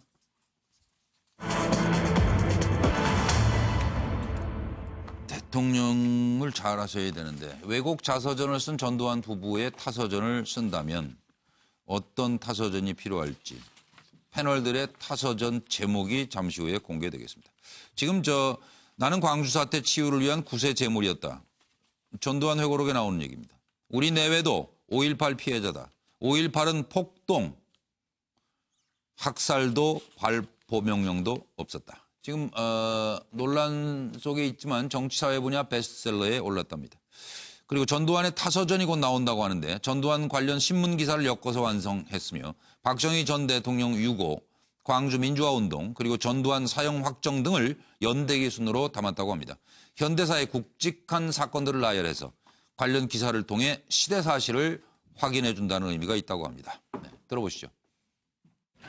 만일 제가 국가의 헌정 질서를 물랑케 한 범죄자라면 이러한 내란 세력과 야합해온 김 대통령 자신도 이에 대한 응분의 책임을 져야 하는 것이 순리가 아니겠는가 생각합니다. 현 정국의 정치적 필요에 따른 것이라고 보아 저는 검찰의 소환 요구 및 여타의 어떠한 조치에도 협조하지 않을 생각입니다. 요거 하나 더 중요한 문제가 다룰 게 남아있어서 한 10초 정도 제목만 읽으세요. 그냥. 서정욱 변호사부터. 저는 이게 전에 방송 때 한번 쓴 말로 하겠습니다. 바로 이게 노신의 이야기인데 자서전은 잉크로 쓴 거짓이에요. 역사 거꾸로 세우기. 그런데 이 타서전은 피로 쓴 진실이 됩니다. 그래서 그 노신의 한 말이 잉크로 쓴 거짓은 피로 쓴 진실을 이길 수 없다. 예. 딱 전에 한 걸 한번 인용하겠습니다. 네. 유창순 박사. 저는 죄인입니다. 이렇게 제목 달아줬으면 좋겠어요. 본인이 얘기를 해야 하는데 본인이 뭐 지금까지도 전혀 이 얘기를 안 하니까 남이라도 좀 대신 이렇게 해줬으면 좋겠습니다. 예. 정기남 위원장. 저는 갱생의 길입니다. 역사농단이거든요. 화렴치한 거짓말이거든요. 예. 기만과 망언으로 계속하는 전두환 전 대통령, 전두환을 보면서 이건 광주 시민과 역사 앞에 다시 한번 죄를 짓는 행위다. 예, 알겠습니다. 박영진 대변인도. 예, 깨진 거울은 진실을 담지 못한다. 이렇게 타서전을 해야죠. 온갖 거짓말로 저렇게 자서전을 써놓으면 거기에 무슨 진실이 담기겠습니까? 저는 역사 인식이 깨져 있는 분이라서 저런 모습을 보이고 있다 이런 생각입니다. 네, 황정수 소장님. 저분 남들보다 멘탈과 자아가 좀 강하니까요. 저분의 어떤 특성을 고려해서 03 과칠, 그래도 내가 잘한 것도 조금은 있다. 이렇게 이야기를 좀 하고 싶은 제목을 달고요. 그러려면 사과할 것부터 솔직히 인정하고 그다음에 그 시대에 뭐 경제가 좀 좋았다든지 공도 인정을 해주라. 이렇게 접근해야 일단 사과부터 해야 된다. 예. 이재인 교수님은 그냥 간단히. 네. 그냥 5글자로 할게요. 그 입 다물라. 네. 7시 23분 이 박근혜 정권에서 배신자를 빼면 공범자만 남은 거 아닌가 싶어요.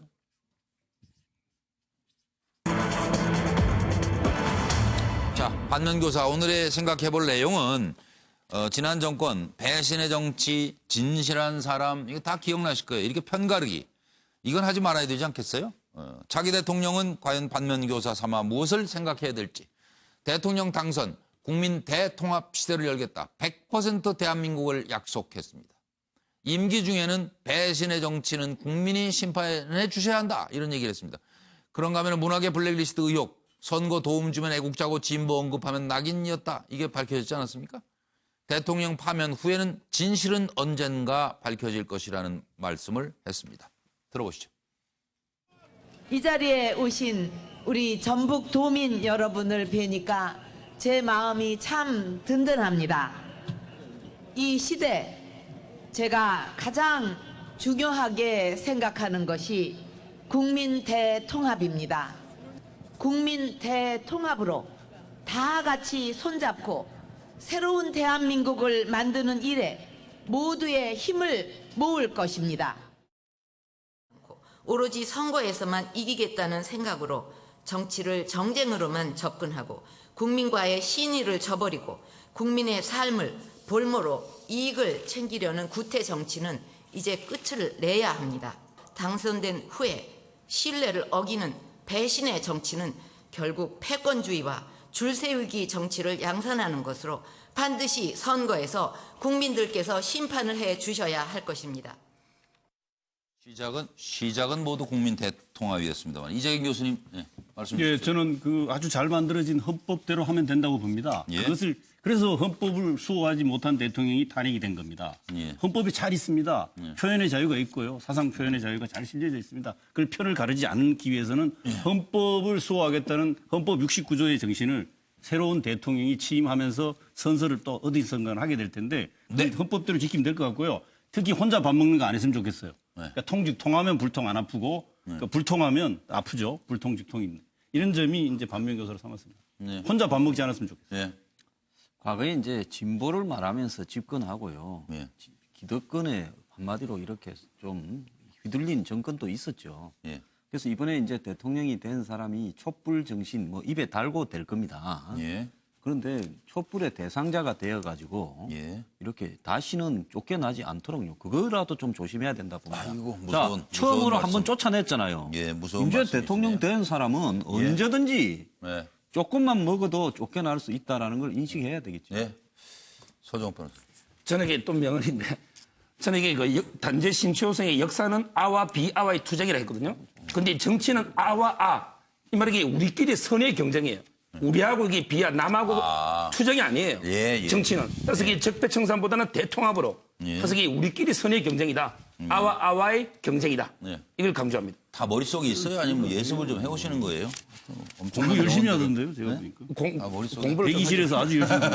유창선 박사님. 박근혜 정부가 편가르기 하다 망한 거거든요. 맞습니다.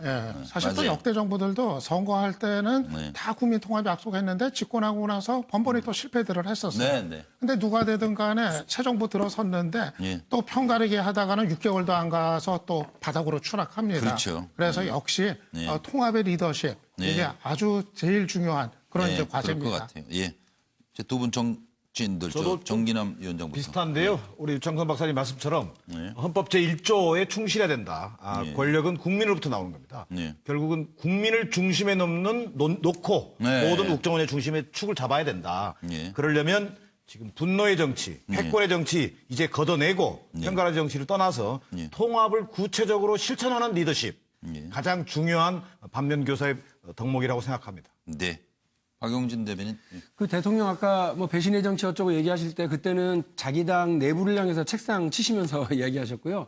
국무회의 할 때마다 대수비 할 때마다 책상 치면서 막 그 야당 몰아붙이고 또 자기 편 말 안 듣는 자기 편 몰아붙이고 하셨는데 그러지 마시고 전화 좀 주십시오. 대통령 되시면 적어도 여당 내 주요한 지도부들하고 야당의 대표들에게는 전화번호 알려주시고 수시로 전화하시는 그런 대통령 되시면 좋겠습니다. 대포폰 말고. 대포폰 말고 정상폰으로 정상적인 소통을 하는 대통령이 나오시길 바랍니다. 5년을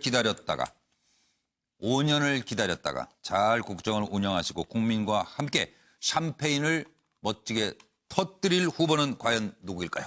오늘 수사 여기서 마칩니다. 시청해주신 여러분 고맙습니다. 안녕히 계십시오.